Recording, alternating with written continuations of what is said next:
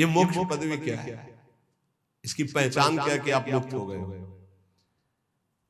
शत्रु मित्र समजान मान मान अपमान सम दुख सुख लाभ नहान या जो कृपा, ये मुक्त पुरुष का लक्षण है। चाहे शत्रु हो उसके साथ व्यवहार कर रहा हो या मित्र हो, दोनों में समान भाव, मान और अपमान में समान भाव, सुख दुख में समान भाव, लाभ हानि में समान भाव, जय पराजय में समान भाव, ये जिसके हृदय में आ गया वो मुक्त हो चुका है। गीता जी में भगवान ने कहा निर्माण मोहाजित संग दोषाध्यात्म नित्या विनिवृत्त कामा द्वंद्व विमुक्ता सुख दुख संगय गच्छन्त अमूढ़ा। ऐसा अमूढ़ अव्यय पद का अधिकारी महापुरुष मुक्त पद में विराजमान कौन है? बोले जो मान रहित हो चुका है। मान बिल्कुल उसके हृदय में प्रियता पैदा नहीं कर पा रहा और अपमान बिल्कुल दुख नहीं पैदा कर पा रहा। अमोहा, ना अपने शरीर से मोह है, ना किसी के शरीर से मोह है। ये मुक्त पुरुष का लक्षण। जित संग दोषा, चाहे जितने भोगों के बीच में उसका मन भोगने के लिए चलेगा ही नहीं, वो जीवन मुक्त पुरुष है। जित संग दोषा अध्यात्म नित्या, निरंतर आत्म स्वरूप में स्थित, विनिवृत्त कामा, समस्त कामनाएं निवृत्त हो चुकी है। द्वंद्व में मुक्ता, हर द्वंद्व से वो मुक्त हो चुका है। मान अपमान सुख दुख लाभ हानि चिंता शोक भय मृत्यु सबसे सुख दुख संगय, सुख और दुख में समान भाव। ऐसा महापुरुष परम ज्ञानी महात्मा वो जीवन मुक्त है। वो यहां है। दास बना पहुंचे मुकाम जे आंखें कहत हवाला। साधु की पहचान चिकने गाल से नहीं, साधु की पहचान उसके नेत्र से होती है, सिर्फ नेत्र से। ऐसे तो मांस मछली खाने वाले की भी गाल चमकते देखे हैं कि वो बहुत ही चिकन, तो चिकनाहट को थोड़ी सा आता है, वो तो घी दूध से चिकनाहट आ जाती है। अच्छा खाओ पियो तो मांस चढ़ेगा, चिकना हो जाएगा शरीर। बोले बहुत चमक रहा है चेहरा, तो हम आपको दिखाएं कि विषयी पुरुष हो, चेहरा चमक रहा है। वो भजनानंदी है क्या? नहीं, वो खान पान का है चेहरा। दास बना पहुंचे मुकाम तो आंखें कहत हवाला। अच्युत मुनि के आश्रम में जी उड़िया बाबा पहुंचे, गंगा के किनारे है, तो देखा जी दृष्टि दे, अरे अपने शिष्यों से कहा दौड़ो, ब्रह्मबोध संपन्न महापुरुष पधार रहे हैं। दृष्टि में पता चलता, बोले दास बना पहुंचे मुकाम जे तो आंखें कहत हवाला। आंखें परिचय बता देती है कि ये किस कोटि का महात्मा है। जीवन मुक्त है या प्रपंची है या विषयी है या साधक है या साधना की किस स्थिति में है, पहुंचा हुआ महापुरुष के नेत्र बताते हैं। दास बना पहुंचे मुकाम जे आंखें कहत हवाला। जे दृष्टि में दृष्टि ऐसे मिली तो पता चल जाता है कि किस कोटि की स्थिति है। अब बता रहे हैं कि दो प्रकार की आंखें होती सिद्धों की। एक होती जो ज्ञान सिद्ध होता है, करुणा और मैत्री दो आंखों में नहीं हो। करुणा और मैत्री नहीं हो, क्योंकि वो निर्मम निरहंकार अद्वितीय स्थिति को प्राप्त महापुरुष बिल्कुल शुष्क काठ पर रहे। ना दया, ना करुणा, ना मैत्री, ना द्वैत। जब अपने सिवा है नहीं कोई, तो आप उनकी दृष्टि में देखोगे तो ना हिलन ना डुलन, और नेत्र के आसपास की सारी पुतली साफ एकदम श्वेत, वो ब्रह्माकार व्यक्ति के नेत्र होते हैं। रुद्रवत एकदम दृष्टि उनकी, और बिना चंचलता रहे, बार बार ऐसे नहीं, खुले हो एकदम अलग श्वेत पुत्री, सिंहवत दृष्टि।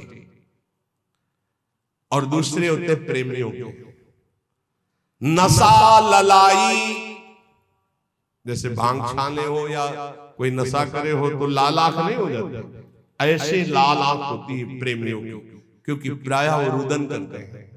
तो आंखें सूजी हुई या आंखों के नीचे लालिमा, थकित, पूतरी, वो एक विचित्र दशा, बड़े ही सरस, बड़े ही व्याकुल, बड़े ही थकित नेत्र, पलक न लागत हाला, अपलक दृष्टि उनकी भी रहती है। ज्ञानी की दृष्टि भी ऐसी होती है, प्रेमी की दृष्टि होती है, पर दोनों में अंतर होता है। एक एकदम काष्ठवत शुष्क, मतलब वो शब्द अशुद्ध होगा, उदाहरण नहीं दिया जा सकता, जैसे खुली हुई मुर्दे की आंख, कोई हलन डुलन चलन कुछ नहीं। कई बार उड़िया बाबा को बाहरी लोगों ने समझा कि पधार गए, ऐसी दृष्टि कुछ नहीं। और प्रेमी जनों की दृष्टि नशा ललाई, थकित पूतरी, पलक न लागत, नेत्र से कि देखो तो आसक्त हो जाओ। बड़े सरस, बड़े प्रेमी, बड़े थकित, और हल्की सी लालिमा नेत्रों में छाई हुई है, सुरंग नेत्र है और घूर्णित नेत्र है। प्रेमी जनों के घूर्णित नेत्र, जैसे नशा ललाई का तात्पर्य है। थोड़ी थोड़ी देर में ऐसे आपको लगेगा कोई नशा खाए है, उनके नेत्र, क्योंकि प्रिया प्रीतम के उस प्रेम रसाशों में उनके नेत्र झूमते हैं। अलसाने से रहित हमेशा, हरिजस सुनि दृग नीरा। थोड़ी सी प्रभु की बात सुने के आंखों से आंसू की धारा बहने लगी, और अलसाने से रहते हैं, न सोना न जागना। अखियां रूप के रंग रंगी, निरखी स्वरूप कुंवरी राधे को, याही माही पगी। ये अखियां रूप के रंग रंगी, न सोई न जगी। प्रिया जी के रूप रस में हर समय अलसाई हुई, एक जैसे कोई नशा किए हो, ऐसे उस नशे से ढरक चलत कबही भरियावत पुलकावली शरीरा। गदगद गर चित शांति थका मन, तनहु थका दर्शाई। ज्ञान विराग भक्ति से पूरे, जगत न सकत समाई। ऐसे प्रेमी जनों के नेत्र जहां जगत का प्रवेश ही नहीं है, हृदय कंठ गदगद हो जाता है, चित्त शांत है, मन अचंचल है, तन एकदम थकित शिथिल भाव में डूबे हुए। बोले ऐसे जो महापुरुष होते हैं तो दास बना पहुंचे मुकाम दे आंखें करत हवाला। ऐसों के नेत्र बताते हैं कि मुकाम में पहुंचे हुए ये जन है। श्री भगवान जगत गुरु श्री कृष्णचंद्र जी कह रहे हैं, जो पहुंचे हुए महापुरुष है वो शरीर को अपने वश में किए होते हैं। यही सबसे बड़ी चूक हो रही है। ये बहुत बड़ी चूक है जो हमारी निंदा का कारण बन गई है। हम संतों की या भक्तों की जो निंदा का कारण बनता है वो ये नाशवान दुष्ट नीच शरीर है। इसको जब तक मैं माना जाएगा, ये नीच आचरण कराता ही रहेगा, गुरुजनों की, आचार्यों की, भगवान की निंदा करवाता रहेगा। एक शरीर से गलती होने पर समस्त साधुओं की तरफ लोगों की दृष्टि अश्रद्धा से हो जाती है। इसीलिए हमें लगता है कि अगर साधु बने तो मर के बने, उन्हें घर गृहस्थी में ब्याह करके अच्छा है, जीवन धर्म पूर्वक व्यतीत करे, अधर्म आचरण न करे। बहुत बड़ी त्रुटि समझो, एक गलती से लाखों लोगों की श्रद्धा संतों के प्रति नष्ट हो जाती है। भगवान कह रहे सिद्ध पुरुष के लिए कैसा होता है, निराशीर्यत चित्तात्मा त्यक्त सर्व परिग्रह, शारीरम केवलम कर्म कुर्वन्नाप्नोति किल्बिषम। यत चित्तात्मा, जिसने अपने शरीर को अधीन कर लिया। ये प्रार्थना है सब साधकों से, कोई ऐसी चेष्टा मत करना जिससे भेष को गाली मिले। हमारा गति हो या दुर्गति हो तो ठाकुर जी जाने। कभी ऐसी जगह न खड़े होना, कभी ऐसी चेष्टा मत करना, कभी ऐसा संग मत करना। ये ध्यान रखो कि तुम्हारे से एक बहुत बड़ी धारा जुड़ी हुई है। तुम्हारे गुरु, गुरु के गुरु, गुरु के गुरु, आचार्य, इष्ट, पूरा एक आपकी गलती पूरे को गालियां दिलवा सकती, पूरे विश्व के संतों के प्रति अश्रद्धा हो सकती। इसलिए सावधान। जिंदगी में हम नीच हैं, पामर हैं, हमारी गति हो दुर्गति हो भगवान जाने, हमसे ऐसा आचरण न बन जाए कि हमारे गुरुजनों को गाली मिले। उन्होंने कोई हमारे साथ धोखा दगा नहीं किया, मंत्र दिया, उपासना दिया, वेश दिया, तो आचार्य और गुरु और इष्ट इनको गाली न पड़े हर समय सोचना चाहिए। ये शरीर को जब तक जीतोगे नहीं तब तक गलती हो ही जाएगी, चाहे कसम खा लो चाहे जो कुछ कर लो। इस दुष्ट शरीर को जीतना चाहिए। बात ध्यान से समझना, ये बहुत दुष्ट है। जीवन हो जा रहा खवाए खवाए खवाए खवाए, अब खाया नहीं आज तक। जीवन हो गया दिखा दिखा करके दुनिया को, आंखें नहीं भरी, कान नहीं भरे। ये वही दुष्टता अपनी चाल, ये देखना, ये सुनना, ये भोगना। ये चित्तात्मा सांसारिक आशाएं और इच्छाएं जब तक है शरीर को बस में नहीं कर सकते। साधुओं के वैराग्य मार्ग में या भगवत भक्त होकर के चेहरा बनाने की जरूरत नहीं है, स्वरूप बनाने की जरूरत। स्वरूप को प्रकाशित करो, पूरा विश्व नमन करेगा। चेहरा तो नौटंकी नाटक वाले बनाते हैं, जब थोड़ी देर के लिए साधु बनते हैं वो बनाते हैं, जिससे पूरा साधुता का हम रोल कर सके। हम रोल नहीं करते, हम उस मार्ग में चलने वाले पथिक हैं। साधुता का रोल 2 घंटा कोई कर सकता है, लेकिन जीवन भर साधु बन के रहना वो बहुत कठिन बात। इसलिए ये नहीं, हम भगवत मार्ग के पथिक, हमारा कोई भी बाहरी शारीरिक नाटक ऐसा नहीं होना चाहिए जो धर्म विरुद्ध हो। बिल्कुल समझ के चलना चाहिए। आज आचार्यों गुरुजनों के चरणों में बैठ करके साधुता का भाव ना, लाल कपड़ा हम या पीले कपड़ा हम पहने, इसके बाद यहां से बढ़िया महकुआ तेल लगा के ऐसे, ये कौन से शास्त्र में लिखा है?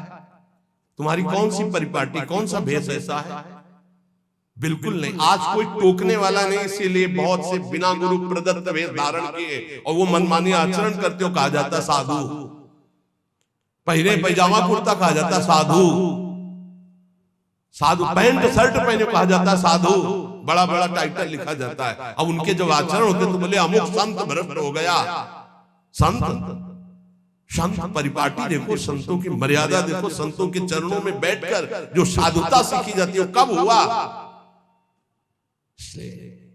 यत चित्तात्मा भगवान कह रहे हैं, यत चित्तात्मा। बहुत अच्छे से समझ लो, संसार में जब तक शरीर के भोगने की कोई भी आशा रहेगी तो साधुता नहीं टिक पाएगी। बहुत इसे धैर्य पूर्वक, सांसारिक इच्छा, सांसारिक भोगों की चाह, इससे तुम्हारा शरीर अपवित्र हो जाएगा। तुम्हारे द्वारा ऐसे आचरण होंगे जिससे तुम्हारी साधुता नष्ट हो जाएगी। शरीर और इंद्रिय और मन के वशीभूत होकर के जो आचरण किया जाता है वो निश्चित अपवित्र है और वो अधर्म होगा और वो गालियां दिलवाने वाला है। श्रद्धा उपजाना बहुत कठिन होता है भाई, बहुत कठिन होता है। नास्तिक के हृदय में श्रद्धा प्रकट करना, विषयी पुरुष के हृदय में श्रद्धा प्रकट करना और नष्ट करना एक क्षण की बात होती है।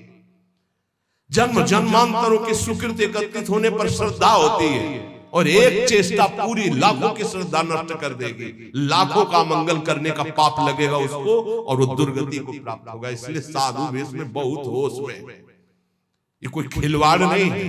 ऐसे लोग करते तो खिलवाड़ नहीं, सारी जिम्मेवारी है आपकी। ऐसे कर दिया तो जिम्मेवारी उनकी श्रद्धा की रक्षा करना तुम्हारा कर्तव्य बन गया। उनके कल्याण की तरफ तुम्हारी दृष्टि जानी चाहिए। ऐसा कोई ये नहीं कि तुम स्वामी बन गए तो जो मनावे सो आचरण करो, ऐसा नहीं। शरीर इंद्रियां अंतःकरण सिद्ध पुरुष के वश में होता है। साधक को चाहिए कि इनके वश में होकर कोई कार्य न करे। तुम अकेले नहीं हो, तुम्हारे साथ बहुतों की निंदा होगी या बहुतों की प्रशंसा होगी। ये बात ध्यान रखना है। केवल अपना जीवन होता तो कोई बात नहीं है, गलती हो गई, त्रुटि हो गई या पिट गए या जो भी हो गया सब हो गया।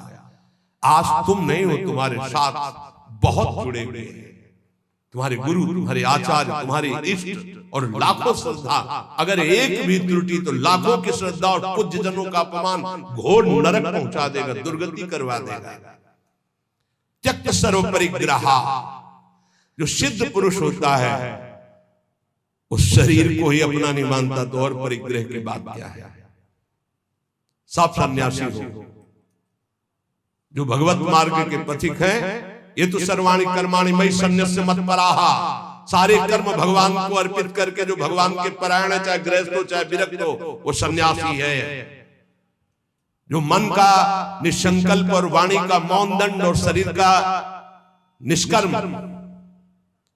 संयम पूर्वक, अगर ये दंड नहीं तो किस बात का सन्यासी। भगवान ने एकादश स्कंद में कहा है, वाणी का मौन, मन का निसंकल्प और शरीर का निष्क्रिय, ये सन्यास धर्म का स्वरूप है। तो निष्क्रिय दो प्रकार से होता है, एक जो कर्म का त्यागी होता है, एक होता कर्म समर्पण करने वाला। भक्त कर्म समर्पण करने वाला सन्यासी होता है। ये तो सर्वाणि कर्माणि मयि सन्न्यस्य मत्पराहा, सब प्रकार के भोग संग्रह सामग्री का अपनापन भाव न रखना, चाहे गृहस्थी में हो चाहे विरक्ति में हो। गृहस्थी में तो नाथ सकल संपदा तुम्हारी, मैं सेवक समेत सुत नारी। विरक्ति में तो जो हमारे पास मिला है वो साधु सेवा, भगवत सेवा के लिए मिला हुआ भगवत प्रदत्त वस्तु है, अपना अधिकार नहीं, अपने नौकर है, सेवक है, सिर्फ सेवा। अगर अपने सुख के लिए किसी सामग्री का संग्रह कर लिया जाए, अपने भोग की बात वस्तु मान ली जाए, तो वो उसी की दुर्गति कर देगी। ध्यान रखना। और प्रायः गलती हो जाती है, ऐसे नहीं कोई नजर आएगा। जब कष्ट सह रहा होगा साधक तब कोई नजर नहीं आएगा, और जब उसके पास वैभव एकत्रित हो जाएगा तो आ जाएगा। कौन हो आप? तुम्हारे मामा पहचाने नहीं, अभी तक मामा कहाँ थे तुम भाई, अभी तक कहाँ? बचना, हम जो प्रार्थना करें उसको अंदर से समझना। जहां मकान बना, जहां वैभव एकत्रित हुआ, तो पूर्व जीवन के रिश्ते नाते संबंधी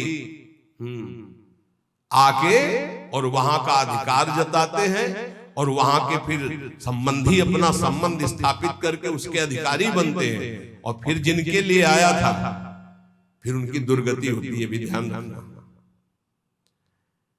यही की घटना है। वो भक्तमाली जी अंतर ध्यान हो गए, उनकी बात है। वो बता रहे थे कि साधु के भाई आए, तो साधु को कहीं ना कहीं से अर्थ मिलता ही रहता है, साधु सेवा, भगवत सेवा। तो उन्होंने कहा अमुक कार्य है, 1 लाख रुपया दे दो। एक घटना है, कोई कथा नहीं, तो 1 लाख दे दी। अब जब वो आते हैं कहते हैं भाई दे यार 1 लाख रुपया, साधु सेवा वाला ले गए थे। अरे भाई दे देंगे, बड़ी समस्या गृहस्थी में रहती है। आप तो बाबा जी हो, आपको क्या पता गृहस्थी में। अब भाई है तो कह नहीं सकते हो, इतने में उनका शरीर पूरा हो गया। संत भगवान का जानते हो क्या बने थे? स्वान, कुत्ता। आश्रम के बाहर बैठे पिल्ले के रूप में, तो किसी महापुरुष को स्वप्न दिया कि मेरा उद्धार करवा दो, मेरे से गलती हो गई। 1 लाख रुपया अपने भाई को देने के कारण मेरी गति बिगड़ गई, और मैं वृंदावन में ही अमुक आश्रम का हूँ, अमुक अमुक हूँ, सामने बैठा हुआ हूँ, आप आके मुझे देख लीजिए, मैं आपको पहचानता हूँ। तो वहां गए तो धष्ट पुष्ट एक पिल्ला बैठा था, पुचकारा, गोद में उठाया, बोले महाराज आप चिंता मत करो, बाप का कल्याण होगा। उसके भाई के पास गए और कहा होश में जैसे बने तैसे चुपचाप 1 लाख रुपया मैं ब्याज सहित दो, तुम्हारे पास शासन अपना जब लागू करेंगे तो आप परेशान हो जाओ, तुम्हारे भाई की दुर्गति हो गई जो महात्मा था। वहां से पैसा लाए, फिर आश्रम में भंडारा किया, और फिर कुत्ता का कुछ दिनों में शरीर शांत हो गया, वो अपनी गति को प्राप्त। समझो, वैभव जहां बढ़े तो संसार के सेवा के लिए वैभव मिलता है। साधु सेवा, गौ सेवा, भगवत सेवा। और घर वाले, परिवार वाले, बिटिया का ब्याह है, हमारे सारे पैदा किया था, मेहनत करो, मांगो, खाओ, जियो। हमारा तुम धर्म भ्रष्ट करने आए। वैराग्यवान कभी भूल करके एक सिक्का अपने परिवार वालों को ना दे, नहीं तो नरकगामी होगा। ध्यान रखना, ये हराम का पैसा नहीं है। गृहस्थ जन देते हैं भगवत प्राप्ति में लगे हुए संतों की सेवा के लिए, या श्री जी के लिए, या गौ सेवा, या धर्म सेवा के लिए। परिवार सेवा के लिए कोई कह के दे तो बात अलग है, कौन देता है परिवार सेवा? इसलिए किसी भी सामग्री को अपनी ना मानना, त्यक्त सर्व परिग्रह, ये भगवान का आदेश है। सिद्ध पुरुष में ऐसा नहीं होता, वो अपना न शरीर ही मानता है, न कोई वस्तु मानता है। लेकिन साधक की बात ध्यान रखें, उसके पास जो भी भगवत प्रेरित सामग्री आई है वो अपने लिए नहीं, सेवा के लिए आई है। ठाकुर सेवा, संत सेवा, भगवत सेवा, समाज सेवा। जो भोग बुद्धि से अपने लिए संग्रह करता है उसकी बुद्धि भ्रष्ट हो जाती है और वो पतित हो जाता है। बस ये बात अपने लिए बहुत